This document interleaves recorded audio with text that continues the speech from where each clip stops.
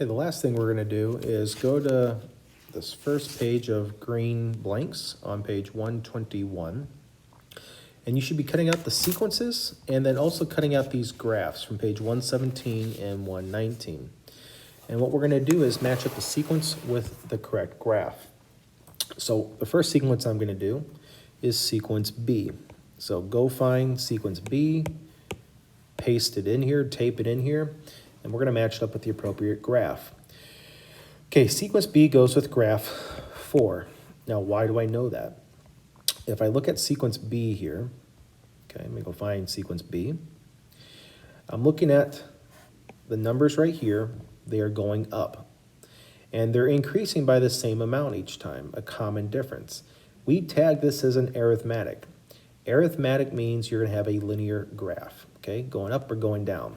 And because it's going up, we want to look at the y values, the range that matches that sequence that we have here. The first term was -4, the second term was -2, and so on.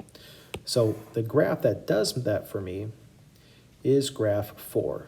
We start down here at -4, then -2, then the third term was at 0, then the fourth term was at 2. So anytime we tag it arithmetic, it's going to be linear. And then depending on if it's going up or down, and then we have to look at the scale just to see if it matches up. So that's what we're doing on there. Okay. The next one, next page. Go find sequence E. That was our next arithmetic. That is going to go with graph F. H is our next arithmetic, goes with graph 6.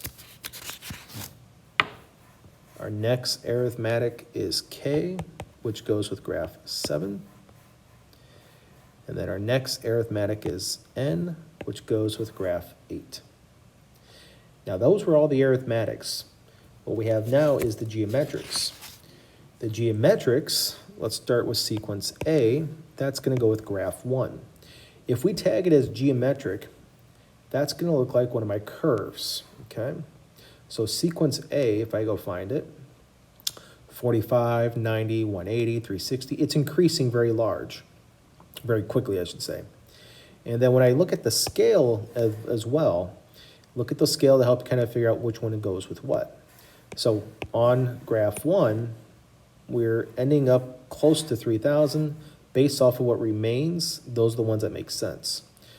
Graph 3 is going down, graph 2 is going down, that's not making any sense. So graph 1 is what we have for sequence A. And then we keep playing that game. The next geometric sequence we had was C, which goes with graph 2. F goes with graph 3.